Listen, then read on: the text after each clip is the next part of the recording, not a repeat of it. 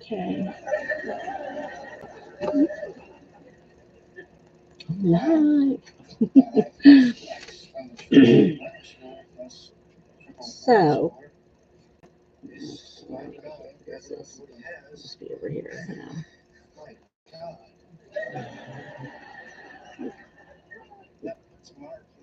Curls held good in my hair today while out and about. Those roots. Look how thin it's getting.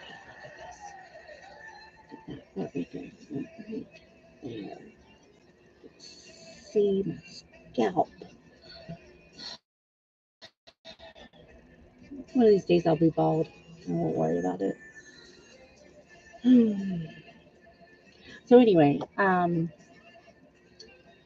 there is a hospice company um, here in my local area. It's called Valley Hospice. Um, anytime someone has hospice involved in their lives, it's not a good thing. They're end of life. I hate bitches. Um, so that being said, one of my husband and I's very good friend, um, Bob, he does like community outreach and things like that with Valley Hospice, and I think he is like a supervisor or something of some sort with him. But my husband's dad. Excuse me, I always do this. You know that. Um, my husband's dad, my father-in-law. He towards the end of his life was with Valley Hospice. Um, a friend of ours recently was with Valley Hospice. Um, and even more personal, my dad. Um, we went with Valley Hospice. They gave me the options, and I knew how good Valley Hospice was. So uh, I went on ahead and chose to have dad at Valley Hospice. And I tell you what, like I said, it's never a good thing if you have to deal with hospice because of what they do. They don't take healthy people, they don't take vibrant, living, they take those who are dying. So, if anybody happens to be watching this and happens to have a Valley Hospice near them, um, if you got to do it, that's the one to go with. Valley Hospice. They are just, I cannot say enough. I mean, from we got dad there at like 10:30 in the evening. It does it every time I turn the camera on. You go all day without yawning, and I turn the camera on, and now all of a sudden I'm sleepy. Um, but yeah, they transported dad from the hospital to Valley Hospice, and he got there finally at like 10:30 in the evening. I was already there waiting for him, so they got dad in the room, got him settled in, um, and then I could go in and spend time with him, which I did, of course.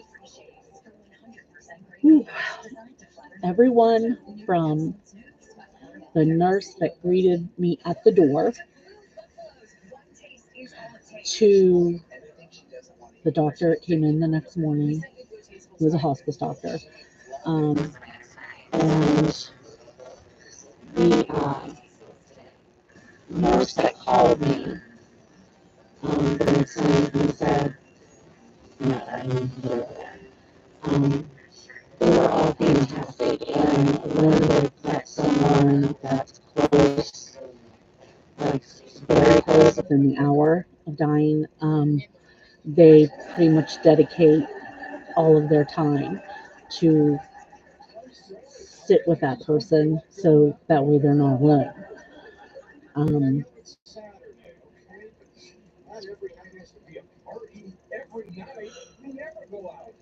oh gosh, there I go. I am so sorry. um, so yeah, it's not an easy thing, to deal with, but hospice lets them die with integrity. Um,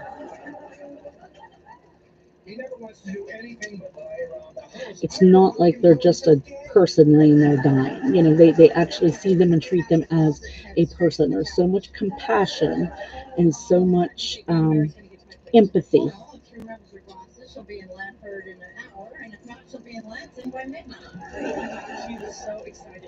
Here they then. Um, you couldn't ask for anyone better to take care of your loved one towards the very end. And unfortunately, I didn't make it back there before Dad died, but the nurse, um, he sat with Dad the whole time.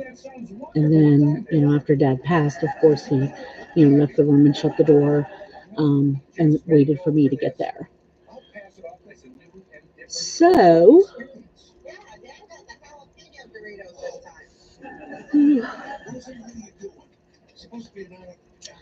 that's pretty much what we did with Mom also. However, they didn't even transport Mom because they they knew it was going to be that day. When we decided to go with hospice, we knew she wasn't going to go any further.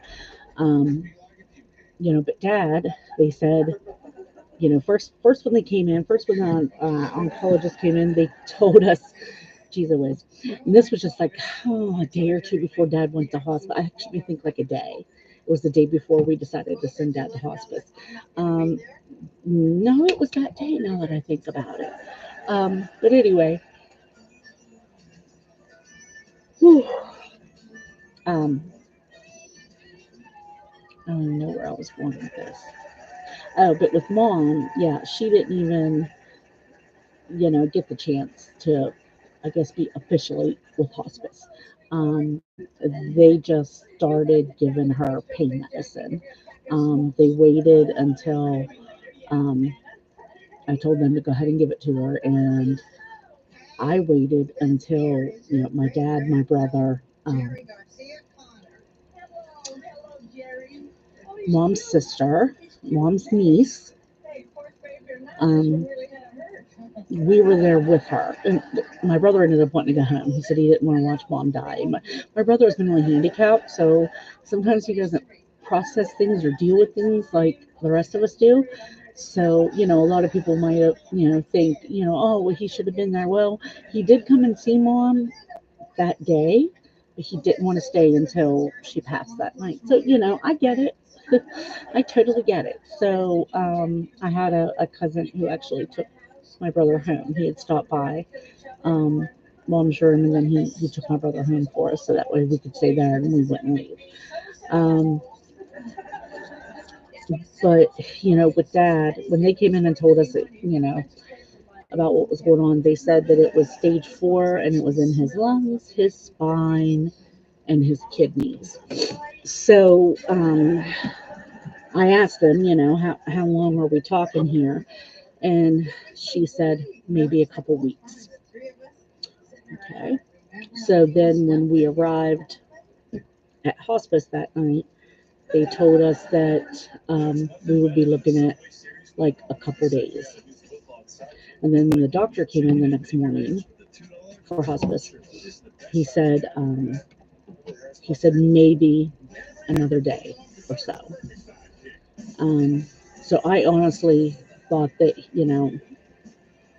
and I'm not saying it wasn't his fault, or it was his fault because it wasn't.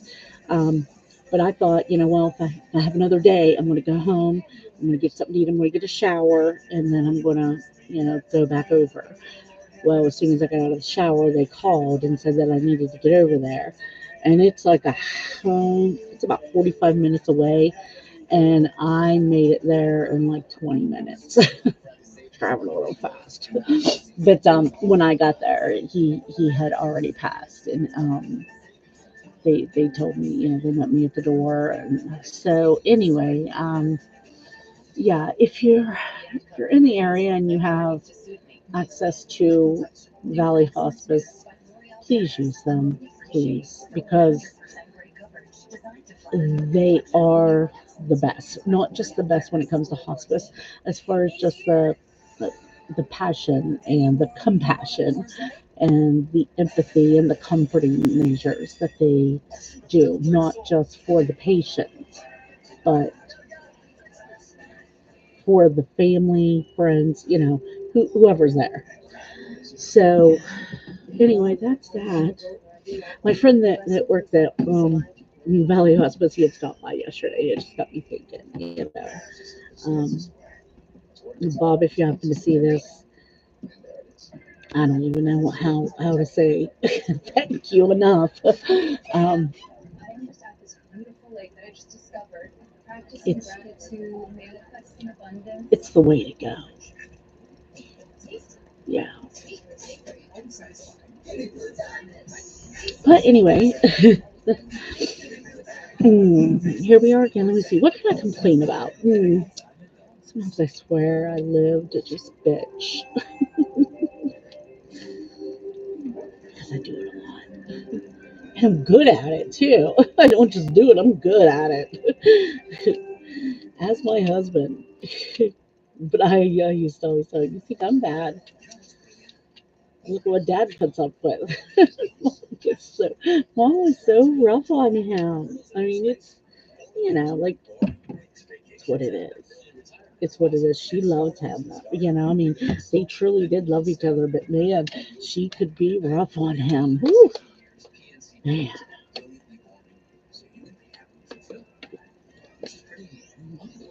Bottled water,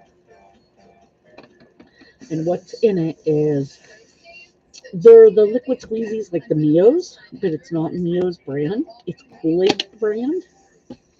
And I'm telling you what, they are sugar free and they are delicious. This is the orange one that I got, but they come in orange, grape, cherry, and tropical punch. And I really like the orange one and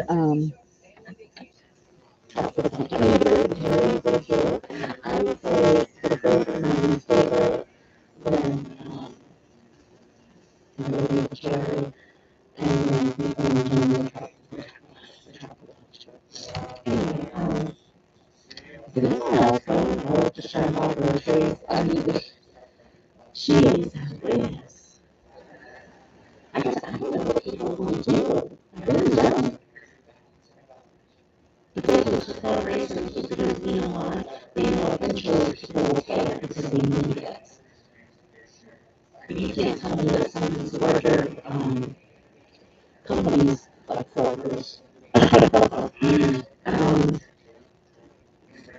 can't just bundle and keep the prices a little lower, to make it worth it. So, but, yeah, it's hard. I mean, even people that like have a substantial income, it's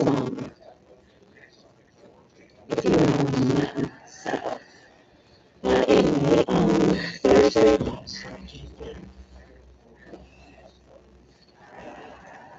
get initiated. Maybe that's the same way. Really, it's all the time doing this exercises. Um, and of course, like the warmer I get, the more I itch and the more it seems to flare. Um, but anyway, tomorrow I have no doctor's appointments.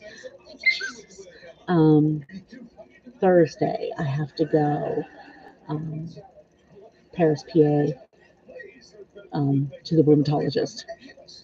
Hopefully, they can put me on a biologic now. Um, and then Friday I've got an appointment with a psychiatrist, and she's in Wintersville, Ohio. And I tell you what, I like her. And I like my rheumatologist too. I like them both very much. So um, I'm pretty good with all my appointments, but like there's some doctor's appointments that like I can cancel and reschedule, or you know what I mean. But I try not to cancel and reschedule those two.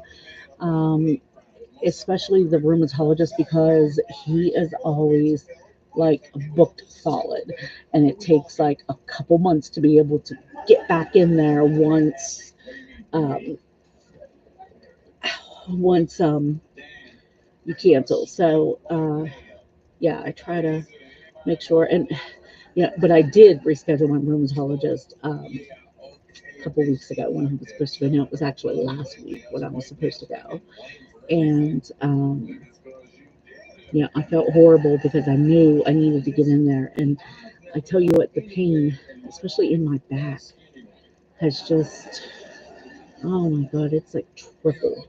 You know, we were having some storms, tornadoes coming through. No, we were lucky we didn't get hit, you know, with a tornado, but they were in the area. And with all of the storms that were coming through last week, I started hurting really bad. And I thought, okay, once these storms pass through, it'll let up. It's not letting up. I mean, it feels like something in my back is just going to break.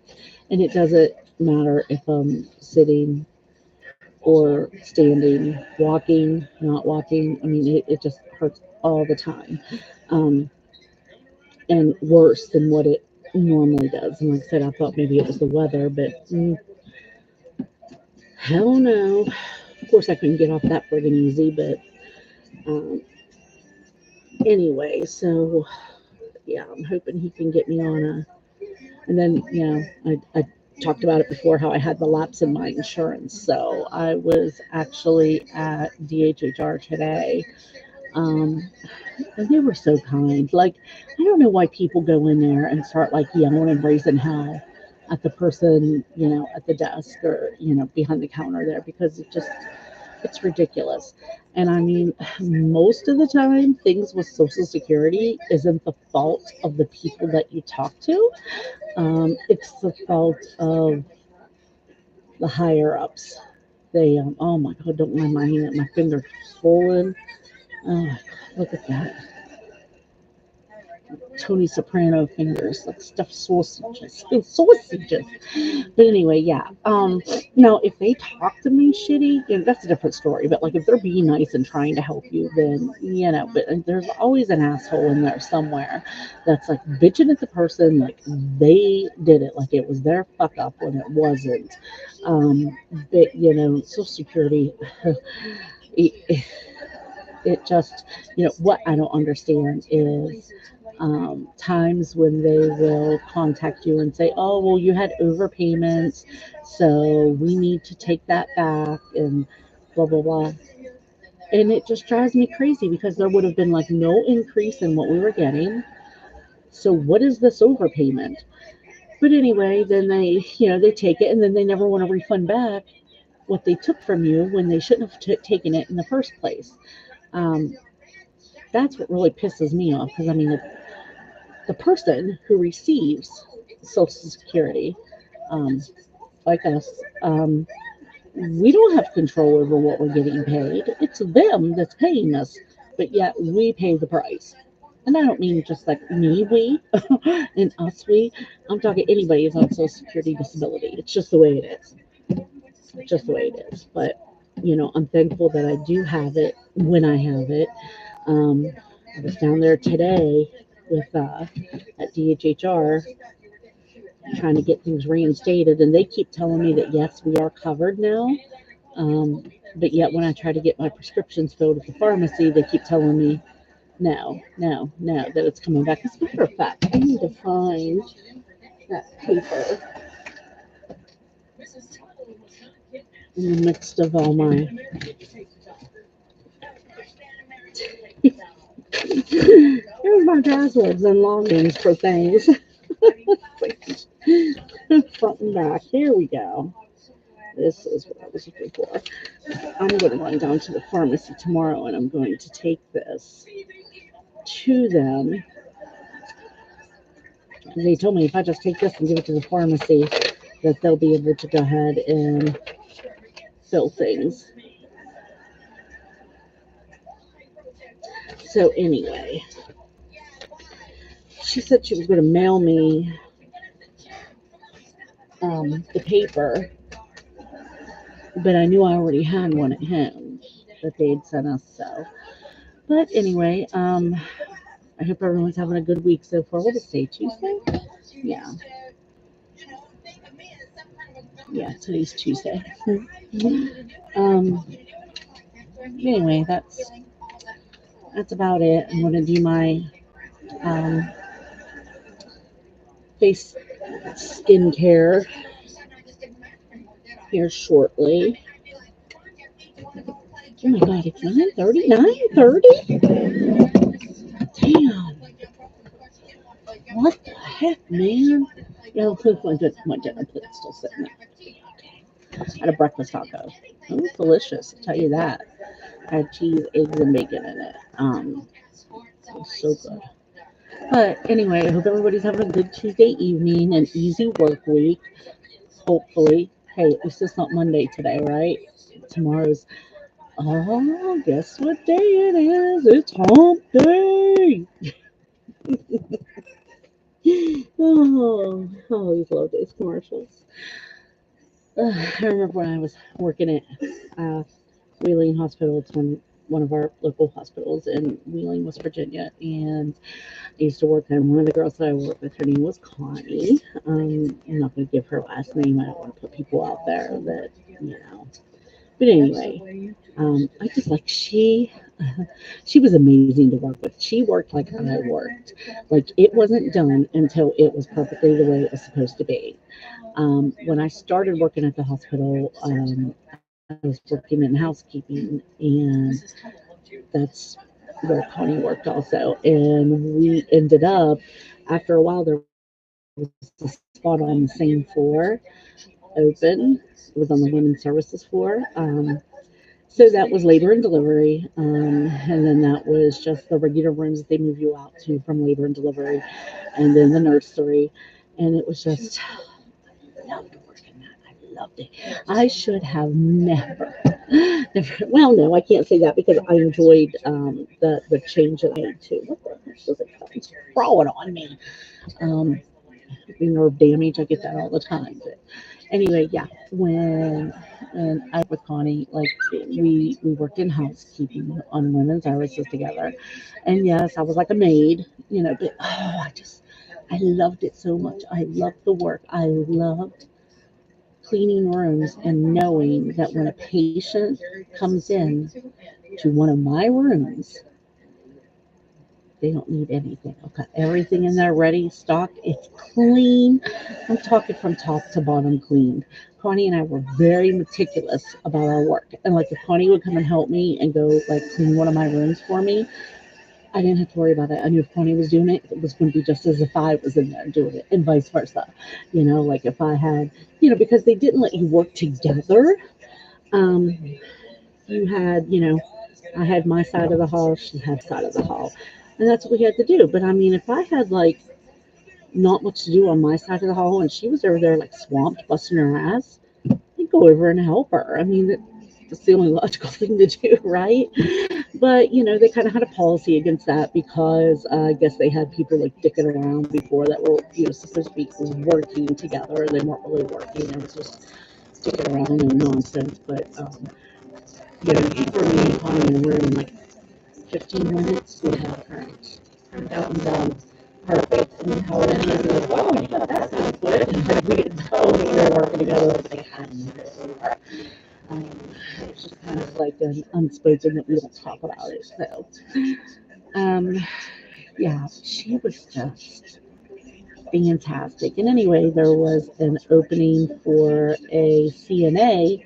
Um, on the oncology floor. And I opted to take it because you were only scheduled for 312s, where with housekeeping, it was 5/8 a week. And I thought, yeah, that'll be nice 312s. And it was, and it was very nice. The work that I was doing and the patients, I totally, totally missed my patients. They were, you know, I mean, people say all the time that, you know, it's more than just the money. You actually enjoy your job and your work, and that is, and it was so rewarding. Um, it, if I walked out of there every day knowing that I did whatever I had to do to bring comfort to a patient, a cancer patient, they were all cancer patients. Um, there were some times that I would just, you know, that part of the job was to sit with them, you know, as they died, you know, especially if there was no family, just so they wouldn't die alone. And if there was family, we would step out unless they requested us to be there in the room. Um, we would just leave that up to the family to decide, do you want us in here or not? And, you know, like if I was in there and family was in there, we would just monitor things. And then, you know, I'd let the nurse know. And she was always close by too. Like we always, you know, so just understood. We knew when someone was dying that, you know, the aide and the nurse stay as close as you can, even though we had other patients to take care of. But anyway, and you know, my, and this is going to sound horrible when I say it, but the easiest part of that job was when someone died and you got them prepared and ready to go to the morgue. Um, that was like, I, I remember the first time I prepared a person who had passed to take to the morgue. They didn't tell me, and I didn't know this obviously, but when they were training me, they didn't tell me that when a person dies, there'll be gurgling. You'll hear gurgling.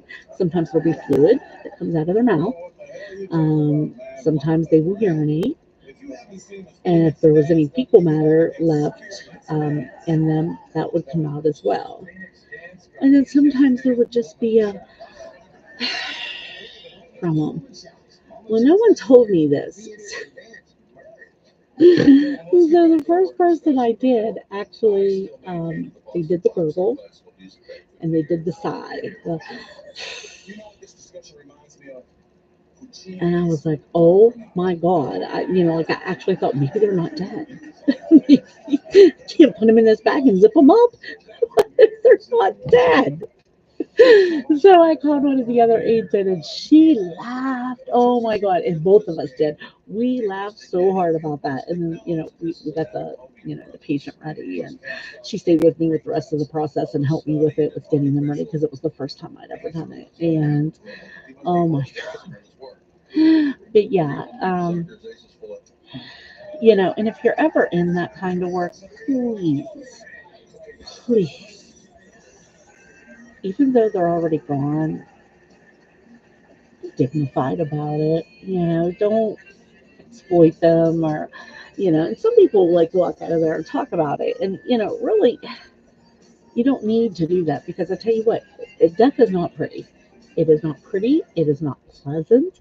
Um, it may be peaceful for the person, um, but there's never anything good. Um, you know, I mean, unless you want to look at it like, well, at least they're not suffering anymore. At least that's over. I get that. I get that. And I actually really felt that when my dad died of cancer. It was just like, and it was, there was a tiny, tiny, tiny, tiny, tiny little corner of my heart that felt relief only because I didn't have to worry about getting that call anymore. I already got it. It's done. But man, I'd give anything, anything to have mom and dad both back. And let me tell you something. You can lose a parent, but when you lose both, that hits hard, very hard. And it's been April 6th, made 2 years since mom's been gone. And this September will be 2 years since Dad's been gone. They died 5 months in between, or there was 5 months between them as far as when they died. Um, yeah, and there's just something about once they're both gone. Mm, you wait, you'll see. And I feel so bad for people that knows what that feels like. It's awful. It's awful, especially when they're young. And then when they were only 67, both of them. They were still very young. And when it goes the way it did, when there's a lot of suffering or um, struggling, so then it's like, well, at least they're not hurting anymore. So, but anyway, on a good note, be kind. Be kind. I can't say it enough. Be kind. Don't be afraid to be friendly with people too when you're out and about, because sometimes just you saying hello or just you smiling at someone might be all they need to get through that day. Try it. I'm telling you. Just you feel good when you do it too. So, that being said, see you next time. Bye.